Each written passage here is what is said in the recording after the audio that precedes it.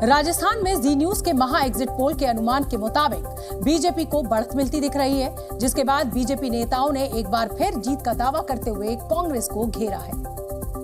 साथ ही गहलोत सरकार पर भ्रष्टाचार के आरोप भी लगाए। महा एग्जिट पोल के अनुमान के मुताबिक राजस्थान में बीजेपी को 96 से 109 सीटों का अनुमान है। वहीं कांग्रेस को 81 से 95 सीटें मिल सकती हैं, जबकि अन्य को 10 से 17 सीटें मिलने का अनुमान है। लेकिन ये जो रिवाज हर बार 5 साल बाद सरकार बदलने का है, ये प्रथा भी अब की बार समाप्त हो जाएगी, क्योंकि अब की बार जो कांग्रेस की विदाई है वो एक लंबी जुदाई है। लंबी विदाई राजस्थान से होने वाली है। वहीं बीजेपी ने कांग्रेस की हार की वजह भी बताई। ये मुख्यमंत्री पद से खुश नहीं थे, उप मुख्यमंत्री पद से खुश नहीं थे, दोनों को ज्यादा चाहिए था और दाव पे लगा दिया राजस्थान। बीजेपी ने 124 सीटें जीतने का दावा भी किया। लोग ऊब कर तैयार बैठे थे कांग्रेस को रवानगी करने के लिए, वोट की चोट देने के लिए, जो उनको मौका आ गया। और मैं समझता हूं जब परसों इस वक्त आपका टीवी चैनल दिखा रहा होगा तो बीच में जब मुझे भी दिखा देना, जिसमें मैं 124 सीटों का दावा कर रहा हूं। बीजेपी ने सीएम गहलोत पर जनता को धोखा देने का आरोप भी लगाया। महा एग्जिट पोल के अनुमान से अलग और बीजेपी नेताओं के दावों के बीच कांग्रेस ने भी अपनी जीत का दावा ठोक दिया।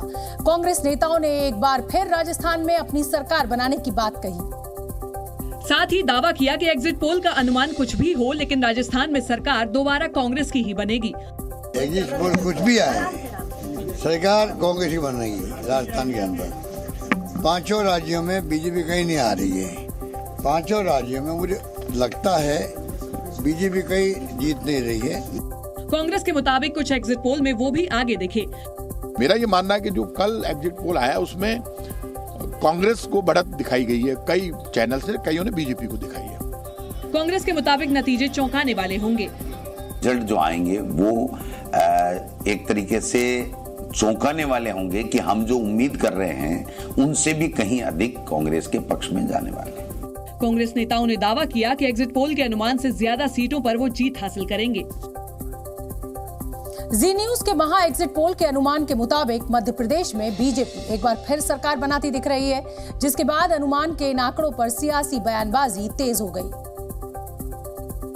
और बीजेपी कांग्रेस ने जीत को लेकर अपने अपने दावे किए। महा एग्जिट पोल के आंकड़ों के मुताबिक मध्य प्रदेश में बीजेपी को 118 से 136 सीटें मिल सकती हैं, जबकि कांग्रेस को 92 से 109 सीटें मिलने का अनुमान है। वहीं अन्य को 2 से 12 सीटें मिल सकती हैं। विकास की लहर है और ये विकास की लहर के साथ हम हैं। भारतीय जनता पार्टी ने काम किया है, इसलिए हम चुनाव जीतेंगे, सरकार बनाएंगे और फिर से जनता की सेवा में आएंगे। इस दौरान बीजेपी ने 3 तारीख को जीत का जश्न मनाने का दावा भी कर दिया। पूरे दावे के साथ कह सकता हूं कि 3 तारीख को हम और आप फिर मिलेंगे। भाजपा की सरकार बनने की मैं मिठाई आपको खिलाऊंगा। बीजेपी ने कांग्रेस की जीत के दावों को भी सिरे से खारिज कर दिया। मध्य प्रदेश में महा एग्जिट पोल के अनुमान में मिल रही बढ़त को नतीजों से जोड़ते हुए बीजेपी नेताओं ने इसे विकास की जीत बताया। साथ ही कांग्रेस की जीत के दावों को भी खारिज कर दिया और दावा किया कि केंद्रीय नेतृत्व का साथ मिलने से मध्य प्रदेश में बीजेपी को लाभ मिला। और जो सामूहिक नेतृत्व मध्य प्रदेश की धरती पर उतरा, ये अनुभवी नेताओं का भी लाभ भारतीय जनता पार्टी के इस परिणाम में प्लस होगा। वहीं कांग्रेस ने भी एग्जिट पोल के अनुमान से अलग अपनी जीत का दावा किया। जहाँ तक प्रश्न है एग्जिट पोल का, मैंने नहीं कहा कि उनका अनादर है, पर मेरा वीडियो संभाल के रखना। 135 सीट से ऊपर कांग्रेस की आकर कांग्रेस की सरकार बनेगी। कांग्रेस नेताओं ने 130 सीटें जीतने का दावा भी किया। 130 के आसपास कांग्रेस की सीटें आ रही है और आप देखेंगे कि 3 तारीख के दिन सारे एग्जिट पोलों को एग्जिट हो जाएंगे और मध्य प्रदेश में कांग्रेस की सरकार बनेगी। कांग्रेस नेताओं ने दावा किया कि 3 दिसंबर को नतीजों के साथ बीजेपी की विदाई भी तय है। छत्तीसगढ़ में जी न्यूज के महा एग्जिट पोल के अनुमान के मुताबिक भूपेश सरकार की वापसी के संकेत मिलते दिखे, जिसके बाद कांग्रेस के खेमे में खुशी की लहर दिखी और महा एग्जिट पोल के अनुमान के बाद सियासी बयानबाजी तेज हो गई। छत्तीसगढ़ में महा एग्जिट पोल के अनुमान के मुताबिक कांग्रेस को 42 से 52 सीटें मिलने का अनुमान है, जबकि बीजेपी को 35 से 45 सीटें मिल सकती हैं। वहीं अन्य के खाते में 1 से 4 सीटें आ सकती हैं। तो एग्जिट पोल चलने दीजिए, लेकिन सरकार हमारी बनेगी भारी बहुमत से। वहीं कांग्रेस ने 60 सीटें मिलने की उम्मीद जताई। अभी भी मुझे लगता है कि 60 के आसपास होना चाहिए, प्लस माइनस 60 होना चाहिए और वो होगा तो संतोष होगा। जबकि बीजेपी ने अनुमान से उलट अपनी जीत का दावा किया। कम से कम भारतीय जनता पार्टी 52 से 55 सीट तक जीतकर 3 तारीख को आएगी। पूर्व सीएम रमन सिंह ने दावा किया कि कांग्रेस का वोट प्रतिशत गिरा है और जीत बीजेपी की होगी। 3 दिसंबर को चुनाव नतीजे आने से पहले ही कांग्रेस ने अपने विधायकों को रिसोर्ट में रखने की तैयारी भी शुरू कर दी। सूत्रों के मुताबिक कांग्रेस राजस्थान, तेलंगाना और छत्तीसगढ़ के अपने जीते विधायकों को कर्नाटक शिफ्ट कर सकती है, ताकि वो अपने विधायकों को किसी भी तरह की खरीद फरोख्त से बचा सकें। सूत्रों से मिली जानकारी के मुताबिक कांग्रेस पूर्ण बहुमत न मिलने या सरकार बनाने की स्थिति में अपने दल को एकजुट रखने की कोशिश में है, ताकि किसी दूसरे दल की खरीद फरोख्त से वो अपने विधायकों को बचा सके। इसके लिए कर्नाटक या किसी दूसरे कांग्रेस शासित राज्य में जीते विधायकों को रखा जाएगा। कांग्रेस की कोशिश होगी कि सभी जीते विधायकों को एक साथ एक जगह पर रखा जाए। इसके लिए कांग्रेस होटल और रिसोर्ट भी बुक करवा रही है। साथ ही विधायकों को ले जाने के लिए चार्टर्ड प्लेन की व्यवस्था भी की जा रही है। राजस्थान, तेलंगाना और छत्तीसगढ़ में सरकार बनने की सूरत में कांग्रेस को अपने खेमे में सेंध लगने का भी डर है और इससे बचने के लिए कांग्रेस इस कदम को जरूरी मान रही है। बीएसएफ के 59वें स्थापना दिवस पर गृह मंत्री अमित शाह ने शहीद जवानों को श्रद्धांजलि दी। झारखंड के हजारीबाग में गृह मंत्री अमित शाह बीएसएफ के 59वें स्थापना दिवस कार्यक्रम में शामिल हुए। इस दौरान उन्होंने ड्यूटी पर जान गंवाने वाले जवानों को श्रद्धांजलि दी। कार्यक्रम को संबोधित करते हुए गृह मंत्री ने कहा कि पूरे देश को बीएसएफ के शौर्य और पराक्रम पर गर्व है। उत्तर प्रदेश के मुख्यमंत्री योगी आदित्यनाथ ने गोरखपुर में लोगों से मिलकर उनकी समस्याएं सुनी। जनता दर्शन कार्यक्रम के दौरान योगी आदित्यनाथ ने अफसरों को जरूरतमंद लोगों की पूरी मदद के निर्देश दिए। साथ ही गरीबों को आवास और इलाज की मुफ्त सुविधा उपलब्ध करवाने के लिए भी कहा। उत्तर प्रदेश के फिरोजाबाद जिले का नाम बदलकर चंद्रनगर करने का प्रस्ताव नगर निगम कार्यकारिणी की बैठक में पास हो गया है। निगम की बैठक में 12 में से 11 सदस्यों ने नाम बदलने के प्रस्ताव का समर्थन किया। अब इस प्रस्ताव को मंजूरी के लिए योगी सरकार को भेजा जाएगा। दिल्ली एनसीआर में 2 दिन की मामूली राहत के बाद प्रदूषण फिर खतरनाक स्तर पर पहुंच गया है। दिल्ली का औसत AQI 390 दर्ज किया गया तो वहीं नोएडा में औसत AQI 350 के पार पहुंच गया। तीखी बयानबाजी को लेकर सुर्खियों में रहने वाले केंद्रीय मंत्री गिरिराज सिंह ने एक बार फिर मदरसों पर सवाल खड़े किए। उन्होंने मदरसों को बिहार के लिए खतरा बताया और मुख्यमंत्री नीतीश कुमार से बड़ी मांग कर दी। और देश की आंतरिक सुरक्षा का हवाला देकर गिरिराज सिंह ने अवैध मदरसों पर तुरंत रोक लगाने को कहा। उन्होंने दावा किया कि बिहार में जिस तरीके से अवैध मस्जिद और मदरसों की बाढ़ आ गई है वो देश के लिए खतरा है। वोट की लालच में नीतीश जी बहुत हो गया।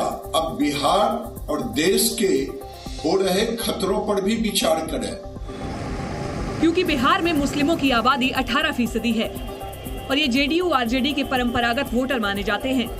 इसलिए गिरिराज सिंह ने सीएम नीतीश कुमार और लालू यादव को टारगेट किया। साथ ही सतर्क रहने को भी कहा। गिरिराज सिंह ने बिहार की राज्य सरकार को चेतावनी देते हुए साफ तौर पर कह दिया कि उनकी तुष्टीकरण की नीति से देश को कोई खतरा नहीं होना चाहिए। और गिरिराज सिंह ने यहाँ तक कहा कि अगर मदरसों से कोई आतंकी साजिश देश के खिलाफ रची गई तो उसके जिम्मेदार सिर्फ नीतीश और लालू यादव ही होंगे। अगर ऐसा नहीं किए तो आने वाले दिन में 20 साल होते होते बिहार के लोगों के धन और धर्म भी खतरे में पड़ जाएंगे और इसके लिए दोषी आप और लालू यादव होंगे।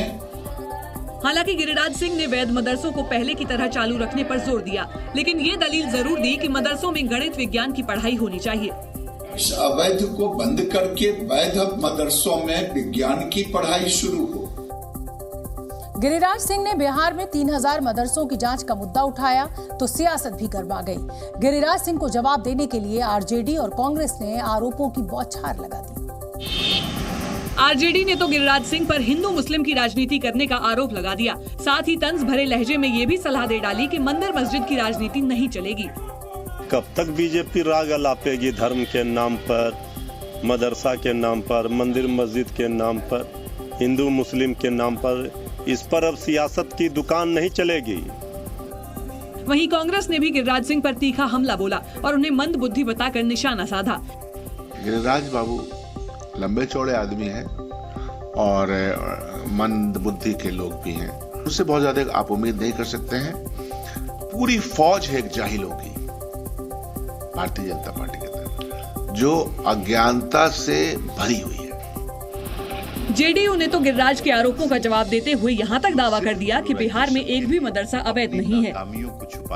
बिहार में पकड़ुआ शादी का एक और मामला सामने आया। बीपीएससी की परीक्षा पास करने के बाद जैसे ही युवक की सरकारी नौकरी लगी, कुछ लोगों ने उसे अगवा कर लिया और हथियार के बल पर उसकी जबरन शादी करा दी। टीचर के गायब होते ही परिजनों ने तुरंत थाने में इसकी रिपोर्ट लिखवाई और सड़क को जाम कर दिया। लड़के के परिवार वालों ने इस घटना के पीछे स्कूल के प्रिंसिपल पर लड़की वालों के साथ मिले होने का शक जताया। और ये भी पता चला है कि वहाँ के प्रधानाध्यापक किसी अन्य को प्रभार 3 बजे दे दिए और 3:30 बजे घटना है। इससे यह भी लगता है कि कहीं उनका भी न संलिप्तता हो। टीचर की बरामदगी के लिए परिवार वाले घंटों सड़क पर बवाल काटते रहे, लेकिन जब तक पुलिस को सफलता मिली बहुत देर हो चुकी थी, क्योंकि कई घंटे बाद टीचर को बरामद कर लिया गया, लेकिन उसके साथ नई नवेली दुल्हन भी मिली। देश की सीमाओं को अभेद्य बनाने के लिए केंद्र सरकार हर कदम उठा रही है और इसी कड़ी में केंद्र ने स्वदेशी हथियार कंपनियों को अब तक का सबसे बड़ा ऑर्डर दिया है। इस ऑर्डर के तहत 97 तेजस लड़ाकू विमान और 156 प्रचंड लड़ाकू हेलीकॉप्टर खरीदे जाएंगे। इसके साथ ही 84 सुखोई Su-30 लड़ाकू विमानों को भी अपडेट किया जाएगा। इस ऑर्डर के जरिए टैंक, माउंटेड गन सिस्टम और मिसाइल्स भी खरीदी जाएंगी। रक्षा मंत्रालय के मुताबिक इन सब पर करीब 2,23,000 करोड़ रुपए खर्च होंगे।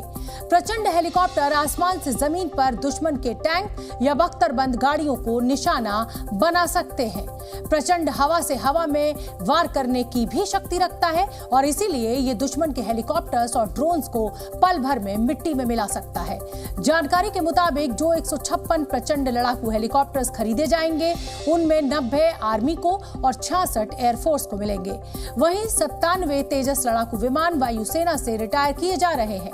MiG-21 लड़ाकू विमानों की जगह लेंगे। 10वीं और 12वीं की परीक्षा में अगले साल से छात्रों को कोई डिवीजन नहीं मिलेगी। सीबीएसई अब 10वीं और 12वीं की परीक्षा में कोई डिवीजन या डिस्टिंक्शन नहीं देगा। अब बोर्ड परीक्षाओं में सिर्फ छात्रों के मार्क्स बताए जाएंगे। छात्रों को कितने % मार्क्स मिले हैं या किन विषयों में डिस्टिंक्शन मिला है या फिर कौन सी डिवीजन आई है, ये नहीं बताया जाएगा। जम्मू कश्मीर के पुलवामा में आतंकियों और सुरक्षा बलों के बीच हुए एनकाउंटर में एक आतंकी मारा गया। आतंकियों के छिपने की खबर मिलने पर सुरक्षा बलों ने ये कार्रवाई की। बताया गया कि मारा गया आतंकवादी लश्कर-ए-तैयबा से जुड़ा था।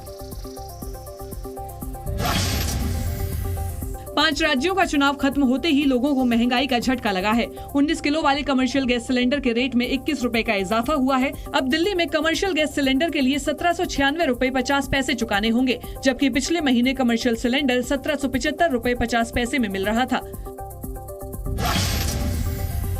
ऑनलाइन पेमेंट में बढ़ती धोखाधड़ी को रोकने के लिए केंद्र सरकार एक नई योजना लाने पर विचार कर रही है। इसके तहत 2 लोगों के बीच 2000 रुपए से ज्यादा का पहला ऑनलाइन ट्रांजैक्शन पूरा होने में 4 घंटे का समय लगेगा। ऐसा करने से पैसे भेजने वाले व्यक्ति के पास समय रहेगा कि वो धोखे की आशंका होने पर अपना ट्रांजैक्शन रद्द कर सके। COP28 की ओपनिंग सेरेमनी में यूएई ने प्रधानमंत्री मोदी का संबोधन रखा, जिससे साफ हो गया कि वैश्विक सम्मेलन में भारत की भूमिका कितनी अहम है।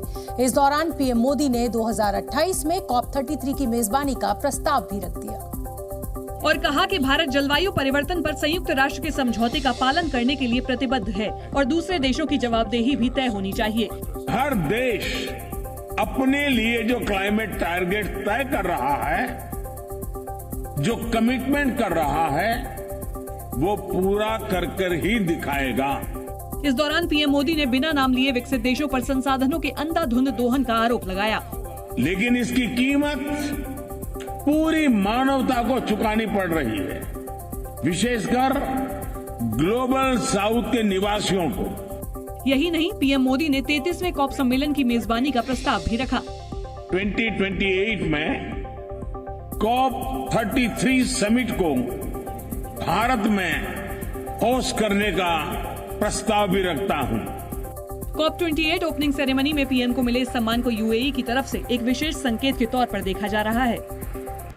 दुनिया भर में इस वक्त जलवायु परिवर्तन का मुद्दा गरमाया हुआ है, क्योंकि एक बार फिर वैश्विक स्तर पर एक क्लाइमेट चेंज समिट का आयोजन हो रहा है, जिसे COP28 का नाम दिया गया है। दरअसल COP का मतलब है कॉन्फ्रेंस ऑफ पार्टीज। यहाँ पार्टीज का मतलब उन देशों से है जिन्होंने साल 1992 में संयुक्त राष्ट्र के जलवायु समझौते पर हस्ताक्षर किए थे। COP वर्ष 1995 से हर साल आयोजित किया जाता है और जलवायु परिवर्तन पर बहुपक्षीय फैसले लेना वाला COP इकलौता मंच है। इस साल COP की सालाना होने वाली 28वीं बैठक का आयोजन हो रहा है। COP28 दुबई में हो रहा है, जो 12 दिसंबर तक चलेगा। COP28 का मुख्य लक्ष्य वैश्विक तापमान में बढ़ोतरी को 1.5 डिग्री सेल्सियस तक सीमित करने के लिए साझा समाधानों की पहचान करना है। यूएई जिस संयुक्त राष्ट्र जलवायु परिवर्तन सम्मेलन यानी COP28 की मेजबानी कर रहा है, उसे क्लाइमेट चेंज पर बहुपक्षीय फैसला लेने वाला सबसे बड़ा मंच बताया जाता है, जिसमें इस बार भी 160 से ज्यादा देश शामिल हो रहे हैं। लेकिन जलवायु परिवर्तन पर अभी तक कोई साझा उपलब्धि हासिल नहीं हुई है। COP यानी कॉन्फ्रेंस ऑफ द पार्टीज सम्मेलन भी बेहद असरदार साबित नहीं हुए हैं और इसके लिए लगातार विकसित देशों की भूमिका पर सवाल उठे हैं। बहुत सारे बड़े देश ऐसे हैं, बहुत सारे अमीर देश ऐसे हैं जो अपना वादा नहीं निभा रहे हैं विकासशील देशों के साथ में। उनको फंड देने का वादा किया गया था COP26 में, COP27 में, लेकिन उनमें से कई देश अभी भी उस वादे को पूरा नहीं कर रहे हैं। ऐसे में बड़ी चुनौती विकासशील और विकसित देशों की प्राथमिकताओं के मुताबिक एक साझा रणनीति पर सहमत होना ही नहीं, बल्कि उन सिद्धांतों का पालन करना भी है जिससे धरती के तापमान में होने वाली बढ़ोतरी को 1.5 डिग्री सेल्सियस तक सीमित किया जा सके। 2030 से पहले ग्रीन हाउस गैसों का उत्सर्जन घटाने के लिए क्लीन एनर्जी के इस्तेमाल को बढ़ाया जा सके। जलवायु परिवर्तन का एक्शन प्लान विकासशील देशों को पीछे न धकेले। ऐसे में अमीर देश अविकसित और गरीब देशों की मदद करें। ऐसे में COP28 के लक्ष्यों को अगली मेजबानी तक हासिल करने की जवाबदेही भी तय होनी चाहिए। जलवायु को लेकर संयुक्त राष्ट्र की सालाना होने वाली 28वीं बैठक यानी COP28 में एक बड़ा मुद्दा एनर्जी ट्रांजिशन का भी रहा, यानी ऊर्जा के साधनों में बदलाव करना, एनर्जी के ऐसे स्रोत बढ़ाना जिनसे जलवायु पर बुरा असर ना पड़े। इसके लिए जरूरी है कि दुनिया भर के देश फॉसिल फ्यूल पर अपनी निर्भरता कम करें। जीवाश्म ईंधन या फॉसिल फ्यूल ऊर्जा के वो स्रोत हैं जो सीमित मात्रा में ही मौजूद हैं और जिन्हें दोबारा बनने में बेहद लंबा समय लगता है। इनमें कोयला, पेट्रोलियम और प्राकृतिक गैस भी शामिल हैं। ये सभी ईंधन जलवायु परिवर्तन की सबसे बड़ी वजह हैं, क्योंकि जब इनसे ऊर्जा बनाई जाती है तो कार्बन डाइऑक्साइड जैसी ग्रीन हाउस गैसें पैदा होती हैं, जो धरती के स्वास्थ्य के लिए बेहद घातक साबित हो रही हैं। यही वजह है कि दुबई में हो रहे COP28 के आयोजन की आलोचना भी हो रही है, क्योंकि धरती के तापमान में बढ़ोतरी को 1.5 डिग्री सेल्सियस तक सीमित करने के लिए जीवाश्म ईंधन का इस्तेमाल बंद करना जरूरी है, जबकि खाड़ी देशों की अर्थव्यवस्था ही तेल के कुओं पर टिकी है। यूएई दुनिया के 10 बड़े तेल उत्पादकों में शामिल है और वो पेट्रोलियम उत्पादों के इस्तेमाल पर पूरी तरह रोक के लिए तैयार नहीं होगा। हालांकि यूएई ने पेट्रोलियम COP28 के लिए यूएई पहुंचे प्रधानमंत्री मोदी ने एक अखबार को दिए इंटरव्यू में एक बार फिर ग्लोबल साउथ की आवाज उठाई। उन्होंने कहा कि जलवायु परिवर्तन पर काम करते हुए ग्लोबल साउथ की विकास की प्राथमिकताओं से समझौता नहीं होना चाहिए। COP28 की औपचारिक बैठक में शामिल होने से पहले पीएम मोदी ने यूएई के एक अखबार अल एतिहाद को इंटरव्यू दिया, जिसमें उन्होंने ग्लोबल साउथ पर अपना रुख स्पष्ट करते हुए कहा कि ये समझना जरूरी है कि विकासशील देशों ने जलवायु परिवर्तन जैसी समस्या के निर्माण में कोई योगदान नहीं दिया है, फिर भी विकासशील देश समाधान का हिस्सा बनने के इच्छुक हैं। उन्होंने इस बात पर जोर दिया कि जैसे जैसे देश जलवायु परिवर्तन के एक्शन प्लान को आगे बढ़ा रहे हैं, हमें ये तय करना चाहिए कि ग्लोबल साउथ की विकास प्राथमिकताओं से कोई समझौता न हो। पीएम मोदी लगातार ग्लोबल साउथ के लिए वोकल रहे हैं। ऐसे में ग्लोबल साउथ क्या है, ये समझना भी जरूरी है। ग्लोबल साउथ उन देशों के लिए इस्तेमाल किया जाता है जो विकासशील हैं या अविकसित हैं, जिनमें आय की असमानता और गरीबी का स्तर ज्यादा है। ऐसे देश प्राथमिक रूप से अफ्रीका, एशिया और दक्षिण अमेरिका में हैं। G20 की अध्यक्षता के दौरान भी पीएम ने ग्लोबल साउथ की प्राथमिकताओं पर जोर दिया था। प्रधानमंत्री मोदी ने कहा कि जलवायु परिवर्तन को लेकर जो भी कार्रवाई तय हो वो समानता, साझेदायित्व और साझी क्षमताओं के साथ साथ जलवायु न्याय पर आधारित होनी चाहिए, जिसका मतलब है कि सभी देशों की क्षमताओं के हिसाब से जिम्मेदारी तय होनी चाहिए, तभी एक स्थायी भविष्य का रास्ता बनाया जा सकेगा।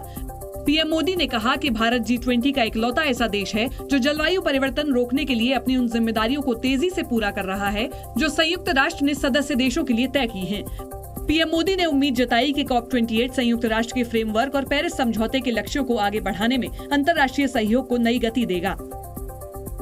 जलवायु परिवर्तन पर हो रहे वैश्विक सम्मेलन COP28 में हिस्सा लेने के लिए प्रधानमंत्री मोदी दुबई पहुंचे तो गर्मजोशी से उनका स्वागत हुआ। प्रधानमंत्री मोदी को रिसीव करने यूएई के डिप्टी पीएम शेख सैफ बिन जायद अल नाहयान एयरपोर्ट पहुंचे थे, जो संयुक्त अरब अमीरात के गृह मंत्री भी हैं।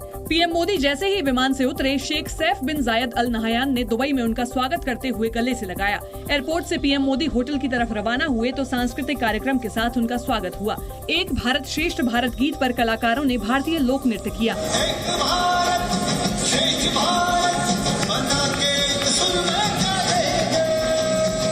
यहाँ से आगे बढ़ने पर दुबई में बसे एक भारत की झलक दिखाई दी, जो भावुक करने वाली थी। पीएम का स्वागत करने के लिए दुबई में प्रवासी भारतीयों की भीड़ उमड़ पड़ी। हाथों में तिरंगा लिए ये प्रवासी भारतीय भारत माता की जय के नारे लगा रहे थे।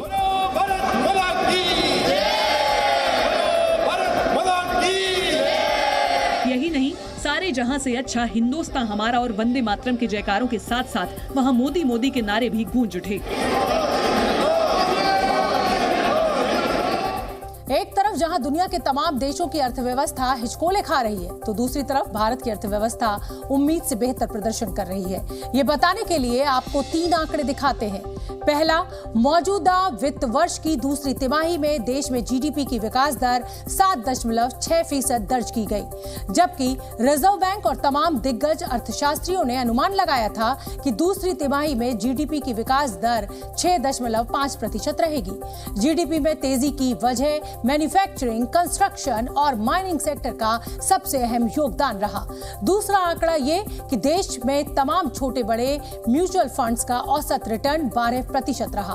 और तीसरा आंकड़ा ये कि इसी हफ्ते देश के शेयर बाजार का मार्केट कैप $4 ट्रिलियन के पार पहुंच गया। $4 ट्रिलियन मार्केट कैप के क्लब में शामिल होने वाला भारत अमेरिका, चीन और जापान के बाद चौथा देश है। अमेरिका ने एक भारतीय अधिकारी पर सिख चरमपंथी की हत्या की साजिश रचने का आरोप लगाया, जिसके बाद भारत ने जांच का आश्वासन दिया, जिसका अमेरिका ने स्वागत किया। अमेरिका के विदेश मंत्री एंटनी ब्लिंकन ने इस मामले में भारत के रुख की सराहना की और कहा कि भारत ने बिल्कुल सही फैसला लिया। साथ ही अमेरिकी विदेश मंत्री एंटनी ब्लिंकन ने इसे गंभीर मामला बताते हुए भारत से एक्शन लेने की उम्मीद भी की। A number of us have raised this directly with the Indian government in past weeks. The government announced today that it was conducting an investigation, and that's good and appropriate, and we look forward to seeing the results. हालांकि press conference के दौरान Antony Blinken ने इस मामले पर विस्तार से बात करने से इनकार कर दिया। उन्होंने सिर्फ इतना कहा कि अमेरिका अपने किसी भी नागरिक की हत्या की साजिश जैसे मामले को हल्के में नहीं ले सकता। First, this is an ongoing legal matter, so you'll understand I can't comment on it in detail. I can say that this is something we take very seriously.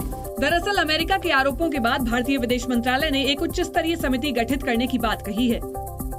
Bharat के विदेश मंत्रालय ने यह भी बताया कि अमेरिका की ओर से कुछ अपराधियों और गिरोहों से जुड़ी सूचनाएं साझा की गई हैं, जिन्हें भारत ने गंभीरता से लिया है और जांच की जा रही है। जबकि भारत ने अमेरिका में सिख चरमपंथी की हत्या की साजिश में कथित संलिप्तता के लिए एक भारतीय अधिकारी के खिलाफ अमेरिकी अदालत में दायर मामले को चिंता का विषय बताया। As regards the case against an individual that has been filed in a US court, allegedly linking him to an Indian official, this is a matter of concern.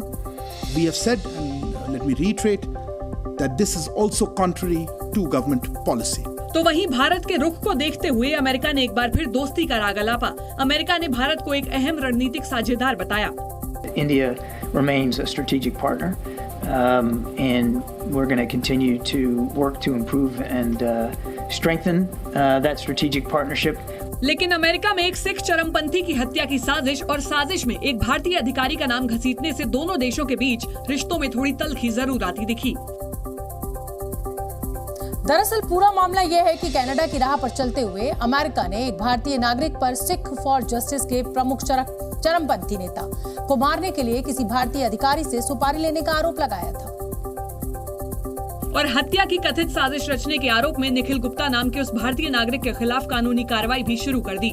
New York में अमेरिकी वकील डेमियन विलियम्स ने एक बयान जारी करते हुए कहा कि निखिल गुप्ता ने न्यूयॉर्क में भारतीय मूल के एक अमेरिकी नागरिक की हत्या की साजिश रची, जो सार्वजनिक रूप से सिखों के लिए एक अलग देश बनाने की वकालत करता है। वहीं अमेरिकी जस्टिस डिपार्टमेंट ने प्रेस रिलीज जारी करके बताया कि न्यूयॉर्क में एसएफजे के चरमपंथी और अलगाववादी नेता को मारने की साजिश रचने से पहले निखिल गुप्ता नशीले पदार्थों और हथियारों की अंतर्राष्ट्रीय तस्करी भी करता था।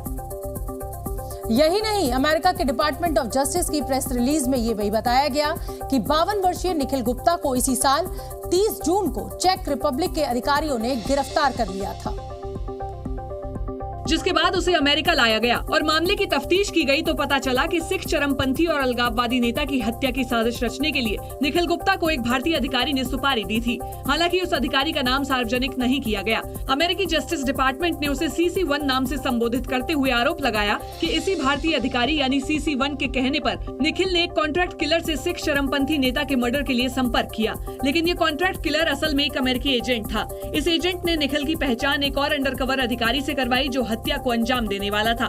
इसके लिए करीब 83 लाख रुपए की डील हुई थी। यही नहीं, 9 जून 2023 को 12,50,000 एडवांस पेमेंट भी दी गई थी। चार्जशीट के मुताबिक डील होने के बाद भारतीय अधिकारी CC1 ने गुप्ता को सिख चरमपंथी नेता के न्यूयॉर्क वाले घर का पता, उसका फोन नंबर और उसकी दिनचर्या से जुड़ी पूरी जानकारी दी। अमेरिका के आरोपों के मुताबिक इसके बाद निखिल गुप्ता ने कॉन्ट्रैक्ट किलर, जो कि एक अंडरकवर एजेंट था, उसे इस काम को जल्द से जल्द अंजाम देने का निर्देश दिया। हालांकि उसे उन तारीखों पर हत्या नहीं करने को कहा गया जब भारत और अमेरिका के अधिकारियों के बीच हाई लेवल बैठकें होनी थी। जबकि अमेरिका के डिपार्टमेंट ऑफ जस्टिस की माने तो निखिल गुप्ता ने कॉन्ट्रैक्ट किलर के रूप में आए अमेरिकी एजेंट को बताया था कि हरदीप सिंह निज्जर भी उनके टारगेट्स की लिस्ट में था। कनाडा में निज्जर की हत्या के बाद CC1 यानी भारतीय अधिकारी ने गुप्ता को सिख फॉर जस्टिस के चरमपंथी नेता से जुड़ा एक न्यूज आर्टिकल भेजा था। आरोपों के मुताबिक भारतीय अधिकारी ने कहा था कि इस सिख चरमपंथी नेता को मारना अब प्राथमिकता है। चार्जशीट में निज्जर की हत्या की साजिश और सिख चरमपंथी नेता को मारने की कोशिश के बीच के कनेक्शन को भी बताया गया। सर्च इंजन गूगल को अपने सर्च रिजल्ट में कैनेडियन मीडिया की खबरों को दिखाना महंगा पड़ गया। खबर दिखाए जाने के बाद कनाडा ने गूगल से भुगतान की मांग कर दी, जिसे गूगल को मानना ही पड़ा।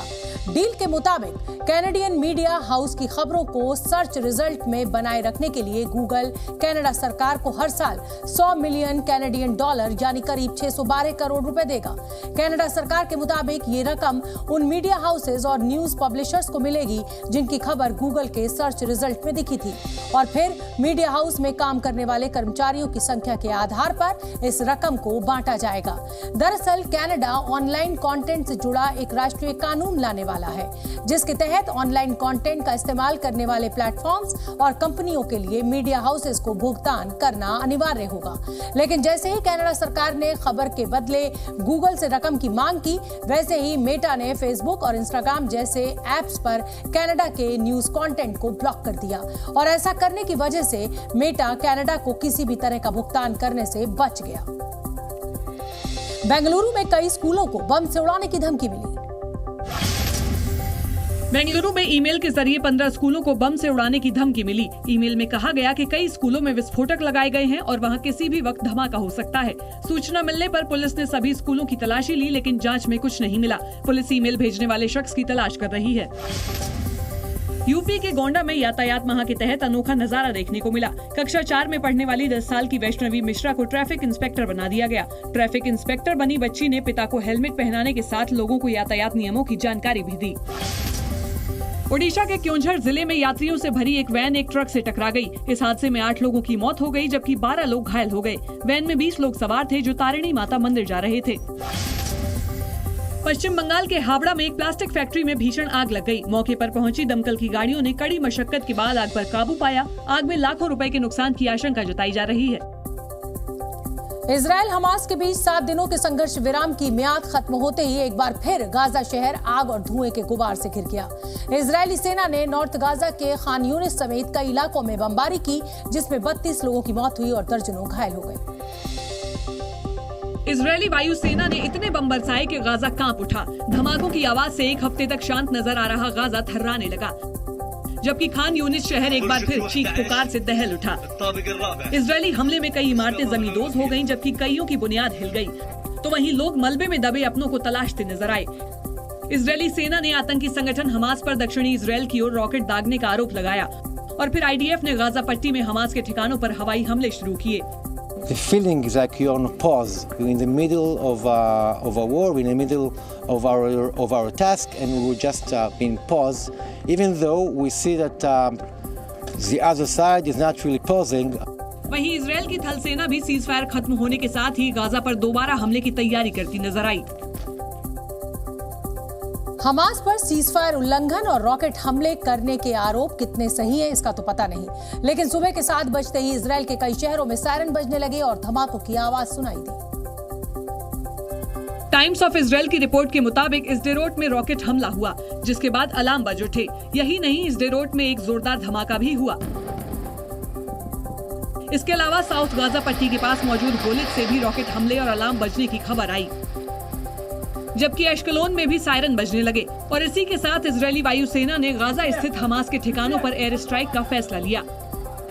यही नहीं, इजरायली एयरफोर्स ने गाजा के खान यूनिस शहर में पर्चियां भी गिराईं। पर्चियों के जरिए लोगों को दक्षिण की ओर रफा बॉर्डर जाने का निर्देश दिया गया।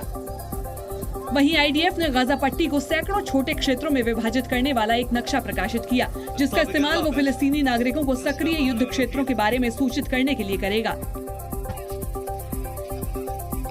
कुल मिलाकर ये कहना गलत नहीं होगा कि गाजा में लड़ाई का दूसरा फेज शुरू हो गया, जबकि खबरों की माने तो इजरायली सेना इस चरण में हमास कमांडर याहिया सिनवर को खत्म करने की कोशिश करेगी, जिसे इजरायल डिफेंस फोर्सेस ने पहले ही चलता फिरता मुर्दा घोषित कर रखा है, यानी उसको जिंदा लोगों में ना गिना जाए। याहिया सिनवर का गढ़ खान यूनिस है, लिहाजा माना जा रहा है कि युद्ध के इस चरण में खान यूनिस की ओर इजरायल की सेना बढ़ेगी और उसके इस किले को ध्वस्त कर देगी, जबकि इजरायली सेना के खान यूनिस पर नियंत्रण का सीधा मतलब हमास के किले पर कब्जा हो जाना होगा। उत्तर प्रदेश के मुख्यमंत्री योगी आदित्यनाथ ने सिलक्यारा टनल से निकाले गए मजदूरों से मुलाकात की। 17 दिन बाद सुरंग से निकले उत्तर प्रदेश के 8 मजदूरों ने लखनऊ में मुख्यमंत्री योगी आदित्यनाथ से मुलाकात की। योगी आदित्यनाथ से भेंट के दौरान मजदूरों ने उनसे सुरंग के अनुभव साझा किए। मुख्यमंत्री ने सभी मजदूरों को उपहार देकर उन्हें घर के लिए विदा किया। उत्तरकाशी की सुरंग में 17 दिनों तक फंसे मजदूर अंदर कैसे रहते थे, इसका वीडियो सामने आया है। ये वीडियो सुरंग में फंसे एक मजदूर ने ही रिकॉर्ड किया था। इस वीडियो में सुरंग में रखे फल और खाने के सामान भी दिखाई दिए। मजदूरों ने बताया कि वो मुश्किल हालात के लिए हर तरह की तैयारी करके बैठे थे। यहाँ पर देख सकते हैं कितना फल वगैरह रखा हुआ है, ड्राई फ्रूट है, और ये इलाहाबादी अमरूद है, ये संतरा, वो सेब है, और यहाँ पे सब ड्राई फ्रूट रखा हुआ है, ये केला वगैरह है, किशमिश, काजू किशमिश, सब टोटल सामान है। रूस और यूक्रेन के बीच चल रही जंग अब तेज हो गई है। रूसी सेना ने यूक्रेन के कमांड पोस्ट पर हमला कर उसे तबाह कर दिया, तो वहीं जवाब में यूक्रेनी सेना ने भी रूसी ठिकानों पर हमला किया। उत्तर कोरिया के नेता किम जोंग उन ने वायुसेना को दुश्मनों के उकसावे का जवाब देने के लिए तैयार रहने को कहा है। इससे पहले भी उत्तर कोरिया ने अपना पहला जासूसी उपग्रह सफलतापूर्वक लॉन्च किया था।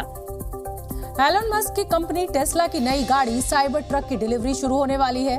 एलन मस्क ने एक तस्वीर जारी करते हुए बताया कि साइबर ट्रक का प्रोडक्शन शुरू हो चुका है, लेकिन शुरुआत में इस शानदार गाड़ी की सिर्फ 10 यूनिट्स ही बनाई गई हैं, यानी पहले लॉट में सिर्फ 10 चुनिंदा ग्राहकों को ही टेस्ला साइबर ट्रक चलाने का सौभाग्य मिल पाएगा।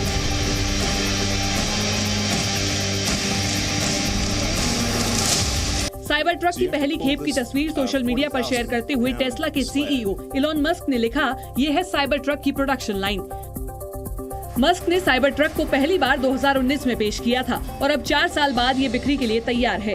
4 साल के लंबे इंतजार के बाद आए साइबर ट्रक की कीमत भी दोगुनी हो चुकी है। टेस्ला के मुताबिक साइबर ट्रक की शुरुआती कीमत करीब $61,000 यानी करीब 51 लाख रुपए है।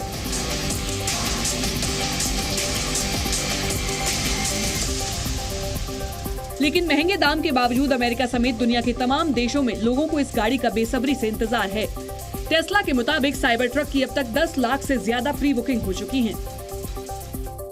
किसी कॉन्सेप्ट कार की तरह दिखने वाले साइबर ट्रक के में कमाल के फीचर्स हैं। पहली नजर में तो ये किसी वीडियो गेम की कार जैसा दिखता है और इसमें लगे एलईडी लाइट्स इसकी खूबसूरती में 4 चांद लगाते हैं। इलॉन मस्क का कहना है कि टेस्ला का ये साइबर ट्रक बुलेट प्रूफ है।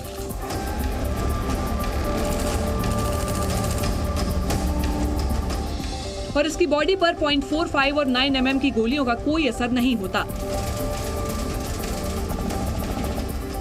इसकी बॉडी में टेस्ला ने स्टेनलेस स्टील से बना सुपर अलॉय मेटल इस्तेमाल किया है। अपने साइबर ट्रक के इंजन की ताकत दिखाने के लिए इलॉन मस्क ने बाकायदे ट्रक पुल का एक कंपटीशन भी करवाया, जिसमें फोर्ड और रिवियन के कई ताकतवर ट्रक्स भी शामिल हुए और 40,000 पाउंड की मशीन को खींचकर अपना दमखम दिखाया।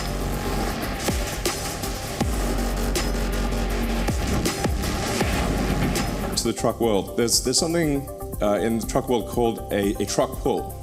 This is really the key test of how much power does your truck actually have. ताकत के बाद रफ्तार का टेस्ट लेने के लिए टेस्ला ने पोर्शा की मॉडल 911 के साथ जुगलबंदी की, लेकिन खास बात ये रही कि पोर्शा 911 के मुकाबले में साइबर ट्रक ने पीछे एक पोर्शा भी बांध ली। इसके बाद भी साइबर ट्रक स्पीड में पोर्शा 911 से आगे निकल गया।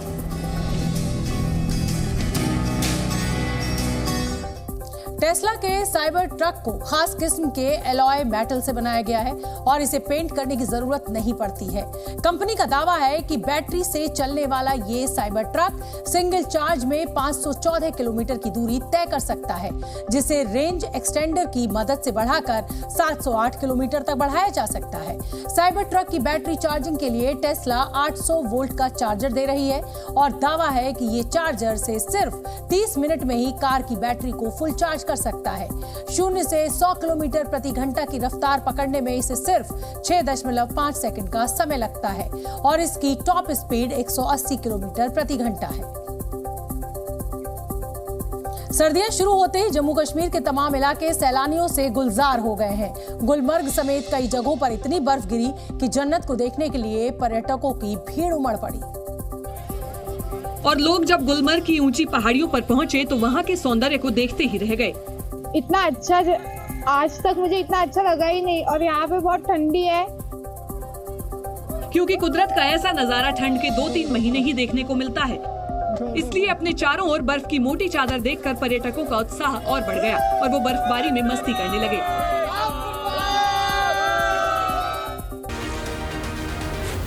Z News।